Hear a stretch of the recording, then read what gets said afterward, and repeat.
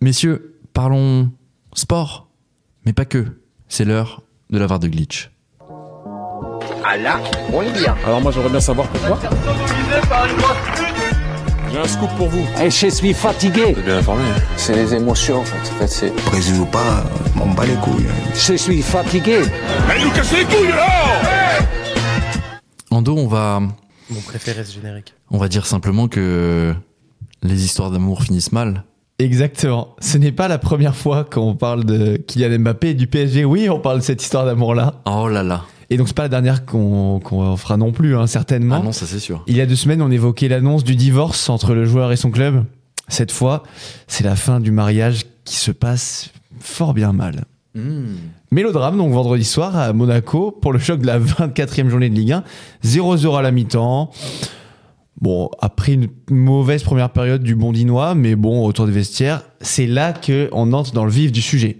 Pas de Mbappé sur la pelouse. Oh, à quelques jours du 8e de finale retour contre la Real Sociedad, tu dis, oula, soit il est blessé et on l'a pas vu, soit, bon, écoute, pourquoi pas, le PSG est tellement devant en Ligue 1, le coach a laissé au repos, bon, bref. Et là, non, surprise.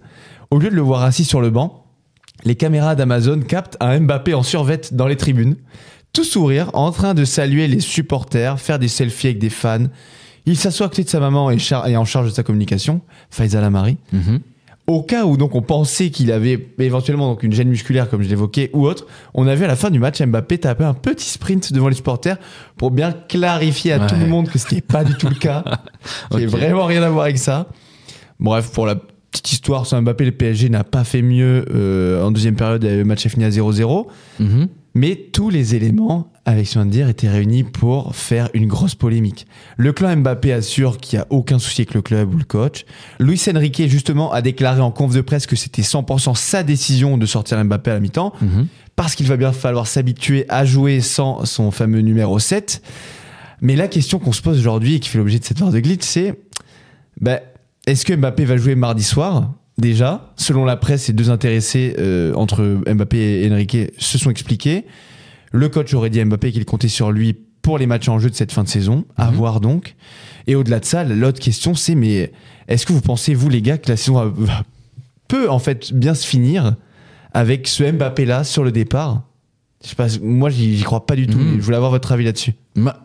Ouais, je vais me tourner vers Zach. Zach, il est en roue libre, alors, Mbappé, sur cette fin de saison ou... Je vais dire 2 choses. Première chose, les histoires d'amour finissent mal. Pas forcément celle de Gattuso avec l'OM, parce que finalement on se régale depuis qu'il s'est barré. Ça dépend pour qui. Bah ouais, mais voilà, je mets ça de côté. Non, concernant Mbappé, autant je bois du petit lait en tant que supporter marseillais, mais c'est une connerie monumentale en pleine campagne de Ligue des Champions, à la fois pour le club et à la fois pour le joueur, où en fait tu peux mettre ce joueur et l'aligner. T'as des grosses échéances qui arrivent en Ligue des Champions, je sais pas, tu le mets pas de côté, tu le mets pas dans cet état d'esprit-là, à mon sens. Je suis d'accord. C'est la vie de Daniel Riolo et j'aime beaucoup Daniel Riolo. Donc là, toi, tu penses que c'est plutôt la faute du club ? Du club, je sais pas. Je pense que c'est Luis Enrique qui est quand même très particulier. Luis Enrique, de toute façon, il divise beaucoup, mais ça, c'est un choix stratégique de merde, clairement. Je comprends le truc de on prépare l'après Mbappé, mais c'est pas maintenant que tu le prépares, quoi. C'est après avoir essayé de gagner la Ligue des Champions, en fait. Oui, mais dans ce cas-là, il fallait pas qu'il annonce son départ, Mbappé, tu vois. Enfin, les 2 sont fautifs, en fait. Il l'a pas annoncé, il l'a communiqué au président, il l'a dit à Emmanuel Macron, mais il a fait aucun communiqué de presse, je crois. Ouais, enfin, il aurait pu attendre quand même encore un peu, c'est ce que je te dis. Ouais, enfin, tu vois ce que je veux dire, sans dire où il part, ce qu'il n'a toujours pas fait d'ailleurs, mais juste finir. Comme tu dis, ils sont encore inscrits en Ligue des Champions. Enfin, sur le moral même de ses coéquipiers, c'est catastrophique en fait de faire ça. Pour moi, c'est tout sauf la faute d'Mbappé et je supporte plus Mbappé. Ah ouais. Je vous le dis. Hein. Ah ouais. Mais là, c'est pas sa faute à lui. Hein. En termes de com, mais il fallait pas le dire. Du coup, ma question secondaire, Zach, c'était est-ce que vous pensez que Mbappé est en train de gâcher un peu ses années PSG avec cette attitude-là ? Donc toi, j'imagine que c'est pour toi pas du tout le cas. Attention, après, il y a quelque chose que tous les experts relèvent depuis le mois de janvier. Les prestations d'Mbappé, elles sont nulles, quoi. Il est plus dedans. Enfin, nul. Faut pas exagérer non plus, parce que c'est quand même Mbappé, mais nul à son échelle. Les gars, tout le monde le présente comme le meilleur joueur du monde. Là, vous le regardez depuis janvier, vous voyez ce que font des mecs comme Bellingham ou Rashford à côté. Ou Haaland. Il n'y a pas photo, quoi.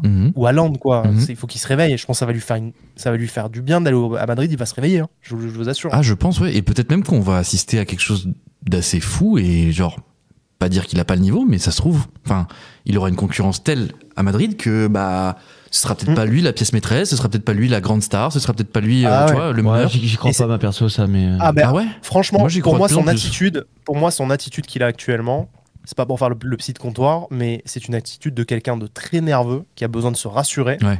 Et je pense qu'il est en grande anxiété d'arriver à Madrid, ça, Mhm. ça le challenge. Et je pense qu'il est pas du tout sécure là. Clairement Mhm. pas. Ouais, je suis assez d'accord. Alors qu'en vrai, l'histoire, elle aurait pu être tellement belle. On se focalise sur la Ligue des Champions. Imagine, il rapporte la Ligue des Champions à son club de cœur qui est Paris.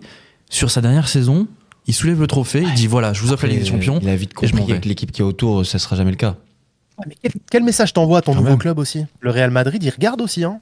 Je pense oui. qu'ils l'observent et Ouais. ils se disent putain, c'est quoi ce mec, quoi? Ouais. Tu vois? Et quand t'as des mecs comme Ah. des Tony Kroos et compagnie qui sont ultra pro, ultra carrés, ultra réguliers, enfin, lui, il passe pourquoi? T'as raison, Zach. Enfin, quand il va arriver là-bas, je pense que ça va lui faire un sérieux changement. Hein. Mais d'un côté, déjà, au niveau du club, parce qu'avec, on connaît Paris, on connaît le fonctionnement de Paris. Quand il va arriver là-bas, tu le disais, je crois, la semaine dernière, Zach, quand il va arriver au Real, cette grosse Il y a 2 institution-là, j'ai hâte de voir. Non, t'as pas ce sentiment-là, Ando? Non, En même temps, moi, il les a je pense déjà. vraiment que. Je pense vraiment qu'il joue un bras de fer là, Mm. mais il sait qu'il en a. Enfin, je pense qu'il en a plus rien à foutre en fait. Il sait qu'il ira pas loin en Ligue des Champions. Ils vont être champions de Ligue 1, voilà. Mhm. Il va se barrer. Mais je pense sincèrement, quand il arrivera là-bas, non, il va trop s'éclater parce qu'il y a des joueurs trop forts autour de lui. Ouais. Il a pas de concurrent direct.